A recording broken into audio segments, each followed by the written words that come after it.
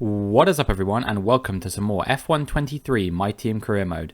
Last time out we were at the Spanish Grand Prix and we had a pretty good time of things. We managed to make it through into Q3 and we qualified a massive P4, but we ended up falling down the order a little bit. We did not quite have the pace to mix it with the big boys just yet, but we did come home in P8 and it was a pretty solid result. It means that we've moved into P8 in the Constructors' Championship, which is where we want to be come the end of the season to meet our sponsorship targets.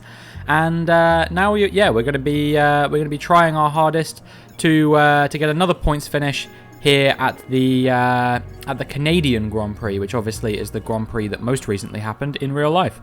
I'm not a huge fan of this track, I got to be honest. It's a circuit that I never do particularly well at. You know, I'm alright. I'm not terrible at it by any stretch of the imagination, but I just find it a little bit difficult. You know, it's very easy to get a penalty here. Famously, of course, it is the only circuit in my F122 My Team Career Mode where I actually did get a penalty in a race for corner cutting, and it ended up costing me 9th place and some crucial points. But yeah, hopefully we won't have a repeat of that today. There's no such thing as crucial points at the moment, I suppose, in the sense that we are where we need to be. But I mean, if we're on for points and we lose it because of a penalty, and then at the end of the season, you know, we miss out on 8th place by a point or two, then that will be pretty devastating. Thanks. We gain 1,500 team acclaim from this event, which actually is really good for us because it means that we can sign a new sponsor to our team already, which is great. We're going to have 2 sponsors on the team, and yeah, the one that I am going to go with is going to be this one here, Equator Oil. Finish 10th in the race. We've been scoring consistent points recently. Obviously, I know that things can change very quickly in Formula 1, but I'm optimistic about our chances, and yeah, we'll see what we can do. I need to get my my driver perks sorted soon, I think, but we're going to wait till we re-sign Enzo at the halfway mark of the season. I think he'll be open to negotiations. I think we're high enough in the standings as long as we can stay there. We're getting consistent upgrades onto the car, so hopefully he will. And yeah, we after that, we'll probably get the driver perks on the car, or on my driver, I guess, rather. And hopefully it means that things won't be so severe going forward. But yes, now it is time for us to get into the weekend of the Canadian Grand Prix and see if there's anything that we can do to score some more points, make sure we finish ahead of our 3 key rivals in this championship, which is going to be AlphaTauri, Alfa Romeo, and Williams. Haas to a degree as well. I think we have the potential to maybe fight with them, but they're a little bit further afield of us at the moment compared to those other 3 teams I named. And then McLaren and Alpine are kind of a little bit further up, and beating them would be nothing short of fantastic. And if we manage to beat any other teams, apart from maybe Lance Stroll for Aston Martin, then that would be an incredible result. You know, it's really hard to contend with the top 3 teams. You know, I've raced with them in a few race weekends before, but no dice.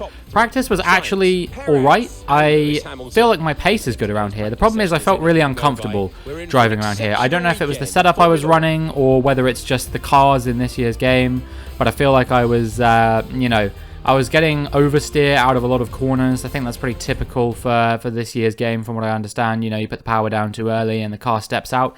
It's very easy to catch, which is nice. It means I don't spin very often, but I'm constantly having the car falling away from me, especially when the tyres start to go off. It feels like you just have no grip on the exit of corners. It's very, very uncomfortable, but hopefully we can get on top of that issue before the race weekend. Obviously, it won't affect us in qualifying very much because you only do 1 lap on a set of tyres, maybe 2 at most. I don't know if the soft will be a good race tyre here in Canada. I don't think it will be. I think it'll probably be a medium hard for us again, if I had to guess.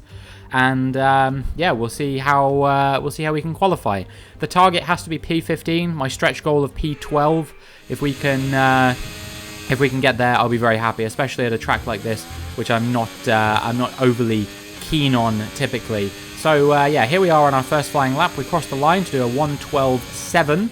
And we're about 300ths of a second off Sonoda at the moment. And I reckon there's some improvement to find on the next lap, so we'll see if we can do just that. But as we come into the final sector of our final flying lap, you can see I'm all the way down in 19th. And I'm actually not improving by very much at all, you know. This has not been a better lap by any stretch of the imagination.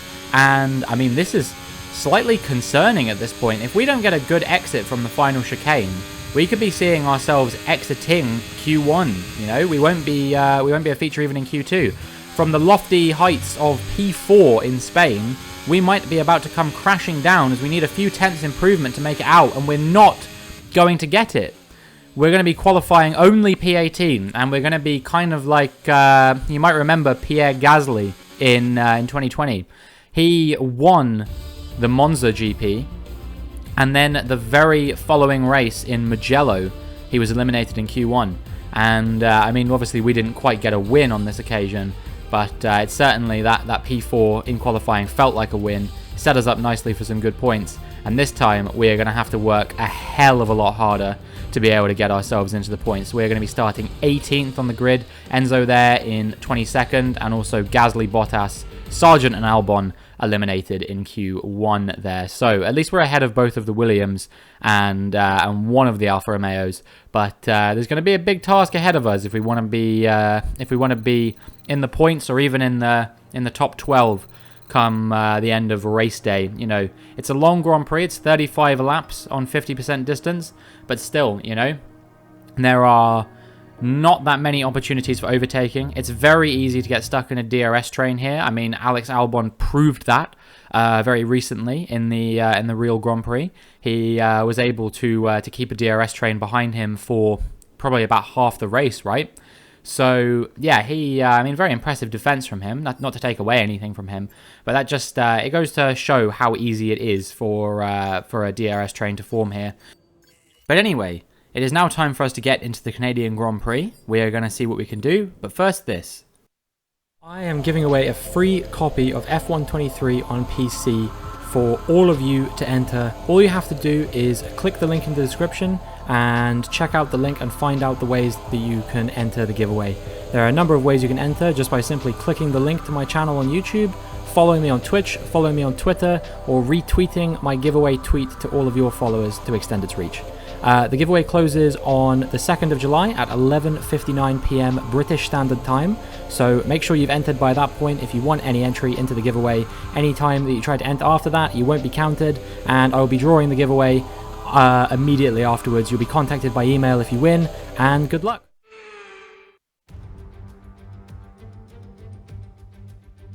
It is the second largest French-speaking city in the world and home since 1978 to the Canadian Grand Prix. Welcome to Montreal.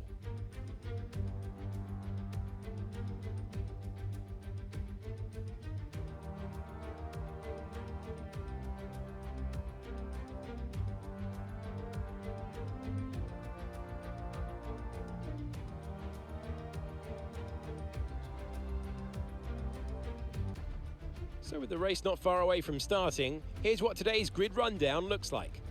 Charles Leclerc lines up on pole position. A very happy Carlos Sainz will start second.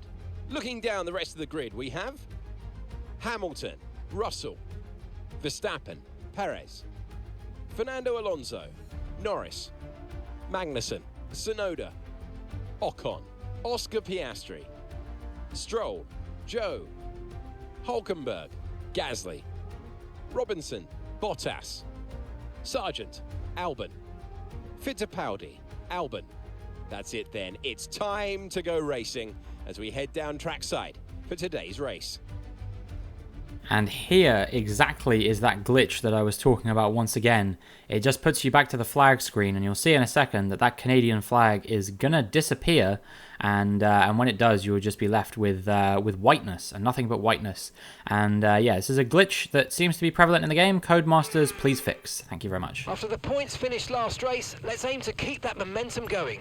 And keep that momentum going we shall try and do. It will be very difficult to do from P17 on the grid. Nick De Vries with a penalty, which is now starting him from the back of the grid. I think that we're not too far away from taking some penalties ourselves in this season. You know, we're already on our third gearbox of 4, and there are still 15 races that we've got to complete. So I wouldn't be surprised if we end up using 6 or 7 gearboxes by the end of the season, and that's just implying that none of them fail as well.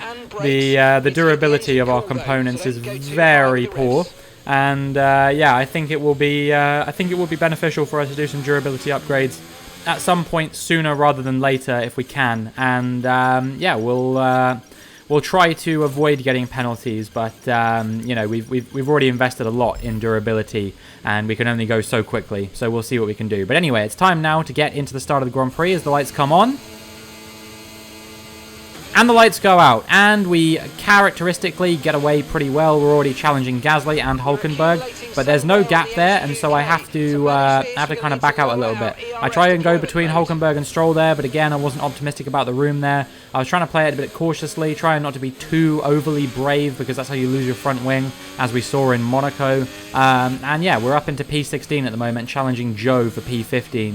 But he does manage to slot in there up the inside of me. And so we've only made up one position of the start. It's not been a brilliant start, however.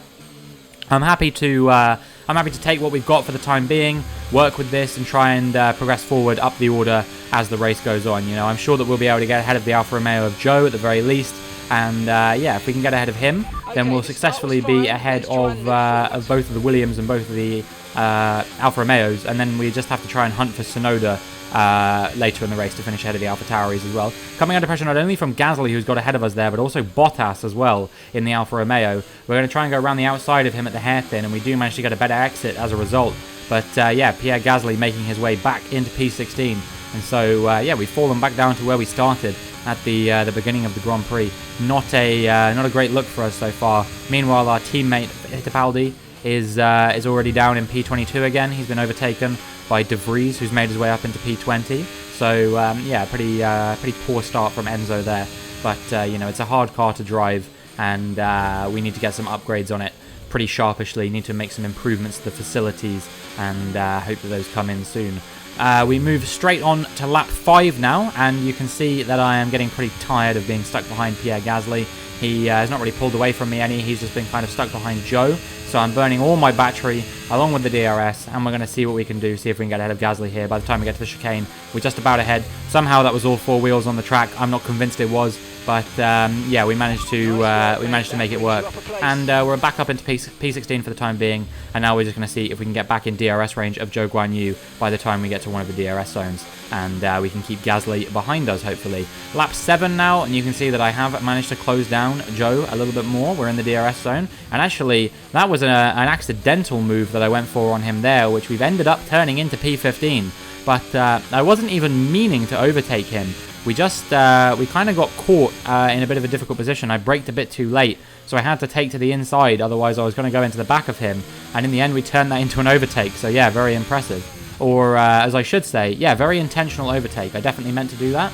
And we move now towards the end of lap 12, and we're going to be on the start of lap 13. You can see I got a warning for exceeding track limits there. I need to be careful because that was actually my second warning of the race. I didn't show you, but shortly after I overtook Zhou Guanyu, or maybe slightly before I overtook him, I think I got another warning. So we need to be careful there. But yeah, we were closing down Lance Stroll and Hulkenberg ahead up until this point, but on this lap it feels like the tyres started to go off a little bit. It's not the end of the world because we are boxing in like 2 or 3 laps. But yeah, we're starting to fall away from those guys. Not really falling back into the clutches of Joe and Bottas, at least, which is nice. We're kind of just building out a little bit of a no man's land at the moment. But hopefully I can close those guys down a little bit later. You can see that there is a train which extends all the way to P10 by the looks of things. I think some of the people who started on the softs had already pitted by that point, which explains why I had made up an extra position. I can't remember who it was now, but yeah, someone else had pitted at that point. We're coming into the pits now. You can see Magnussen will be coming out ahead of us. He's gone onto the hard compound tyre as well. I think most of us are doing medium hards here. Good stop. That's what we were hoping for. And yeah, we'll see if we manage to jump anyone in the pit stop phase as a result of that. There were a few people just ahead of us. I think Tsunoda was battling an issue at this point as well. So yeah, it's looking like we might be able to make up a position or 2 possibly out of the pit stop phase. As you can see, yeah, Tsunoda and Hulkenberg exiting the pits now. I think Hulkenberg is going to come out ahead, but it's going to be pretty close with Tsunoda. Obviously, he's got a straight run to the corner, and I think we are just going to be ahead just about. Meanwhile, Hulkenberg is come out behind De Vries, who hasn't pitted yet. So I imagine that De Vries will be quite slow, and maybe he will hold up Hulkenberg a little bit for us, so we can try and close him down and try and make the move into what will be, I think, net P13 or something like that. I'm not sure. We'll find out when it actually happens. But yeah, we're actually looking pretty good. We're recouping a lot of positions. I don't know if we'll be able to get into the points. But to make it into sort of net P14 or 13, I think it'd be we're currently in 13. And actually, De Vries has held up Hulkenberg a little bit here. You can see the gap to Hulkenberg is only 4 tenths. I'm going to try to go up the inside of De Vries here, and we end up turning it into an attack on Hulkenberg as well. Go quite deep into the corner, but I think that was fair game. We didn't make any contact, and we have made our way into P15 on track, which is net P12 once everyone else is pitted, I believe. So, yeah, a really, really solid set of overtakes coming out from me in this Canadian Grand Prix. Feel like we've got a lot of pace as Logan Sargent is coming into the pits along with Pierre Gasly as well, and we're going to come out ahead of both of those guys. This is the end of the race for Nick De Vries here. He is his engine blowing up there, the Red Bull powertrain in the back of his car not doing wonders for him on this occasion, and yeah, that will be that'll be a disappointing end to what was actually not a bad performance coming out from De Vries, but yeah, he'll be pretty disappointed with that one, I imagine. We move now on to lap 27, and you can see that, as I said, I was going to be in P12. However, Lance Stroll actually came out of the pits behind me as well. However, he, I think, was doing either medium soft or hard soft. So, yeah, he is potentially, if he gets ahead of Hulkenberg at some point, going to be challenging me for this position. But it's okay, because I've caught up to both Magnussen and Ocon in front here. And if we can get ahead of both of those, then we can basically be nailed on for a point, even if we do come under pressure from Lance Stroll. It will be difficult, but I think that we might be able to get ahead of these guys, at least ahead of Magnussen, and maybe Ocon as well. You know, he's not. The Alpines haven't looked particularly pacey around here, and despite the fact that we've got the same engine as those guys, it seems like those guys are kind of lacking in straight line speed compared to us. So I don't know what that's about, but yeah, we'll see if we can get ahead of them as we move through lap 28, and yeah, we're very close to Magnussen at the moment. I think he has a bit of a bad run through that chicane, and actually he's going quite slow. And we make a little bit of contact there, I think, only marginally, but yeah, we were right up the back of him, and in the end I decided to send it on him into the next chicane, which now is going to give me the potential to try and have a run at Esteban Ocon here and see if we can get ahead of him and up into P9. Meanwhile, Stroll has got ahead of Hulkenberg behind, and the Haas, both Haas's and the Aston Martin are battling with one another. Eventually, Stroll comes out on top of that one. But now we have caught up to the back of Oscar Piastri, Esteban Ocon, and yeah, we're going to try and put some pressure on him. So we're going to see if we can get ahead of Esteban Ocon, and we've got the DRS. We're burning all the battery we have, which isn't much, granted. I've been burning as much of it as I can to stay ahead for the time being, but we are side by side. He goes very deep into the corner, and he's absolutely fucked it. That is absolutely terrible for Esteban Ocon. I think we even made a bit of contact with him, and that is a safety car deployed, unsurprisingly. He absolutely binned it there. I think he just about managed to keep out of the wall, but I don't know if that contact has caused him a little bit of damage or something like that. We'll see again from the outside camera what happened. But yeah, that was absolutely devastating. So you can see I was piling a lot of pressure on Esteban Ocon. I move to the outside of him as we go into the chicane. He goes deep into the corner. He gets a bit of a tank slapper on. And yes, we do make contact, and he break off his entire front wing in doing so. I couldn't really avoid him without going unnecessarily slowly there. So yeah, I'm not going to blame myself for that one too much. But yeah, absolutely terrible from Esteban Ocon there. Just braked way too late in the corner and had to try to do anything he could to avoid it. But lap 33 now, and the safety car has ended, and we are about to go racing once again. And I'm going to see if I can put any pressure on Lando Norris here to get up into what will be P8 on track now. And we're going to try and go round the outside of him, which turns to the inside for turn 2. And you can see we are wheel to wheel at the moment, putting a lot of pressure on one another. Who's going to yield at the chicane? Will he go around my outside, or will I dive up his inside? We're about to find out. It's going to be me. I'm through into P8. I'm becoming something of a P8 merchant at this point with the number of P8s I've had this season. This will be my third one now if we manage to grab it here. And well, it'll be my third one in 4 races actually. Monaco would be the only one at any time recently that we didn't have a P8. Imola, Spain, Canada, all P8s, and this one looks like it will be the same. You can see that there is a massive gap in front, pretty big gap behind. I just got a warning that there was going to be some rain in 10 minutes. Hopefully we'll have finished the race by that point, but you never know. I guess something drastic could happen. There could be a red flag, but I guess at this point they'd probably just end the race anyway, right? So yeah, we are going to be finishing the race in P8, no doubt. There's no chance for us to catch Fernando Alonso at this point, and despite the fact that we qualified in 18th, we started P17 on the grid after De Vries's penalty was applied. We are going to round the final corner and come up to the line to take the checkered flag, and we are going to finish P8 in this Grand Prix, and my God, does that feel good. We made up 9 positions. You got to be happy with that. You got to say that that was a very good drive, deserving of driver of the day, you might even say. And yeah, I'm not gonna be too upset about that one. They take the checkered flag then here in Canada in what has been another fabulous Grand Prix.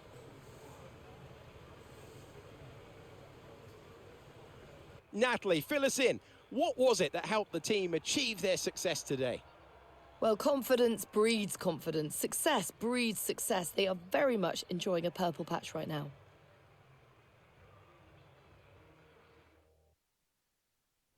Looking at the podium, you can see that red suit, familiar to fans across the globe. A world-class win for a world-class team. Ferrari, do it again. Well, the animals went in 2x2 as it is a Ferrari 1-2, with Sainz leading Leclerc home ahead of Hamilton, and then it was actually Russell, Verstappen and Perez making up the top 6. So with that, Carlos Sainz is the new championship leader, and I bet you were not expecting to hear those words, but yes, it is true. That is Carlos Sainz potentially mounting a championship challenge against the legend Max Verstappen. Will he be able to do it? You'll have to wait and see.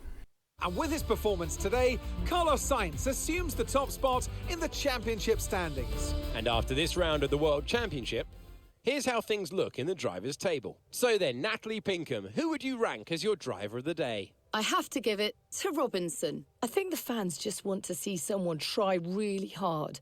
Pure tenacity out there on the racetrack, and they got exactly that. I can see why they're a fan's favourite. So popular. Let's move on to the constructors. Ferrari continue to extend the gap at the top of the table. There is also a strong showing from the Mercedes team today as they make their way up the standings. And with that, we wrap up another weekend of motorsport. But with more races lined up, be sure to join us when we come back with more Formula One. My goodness.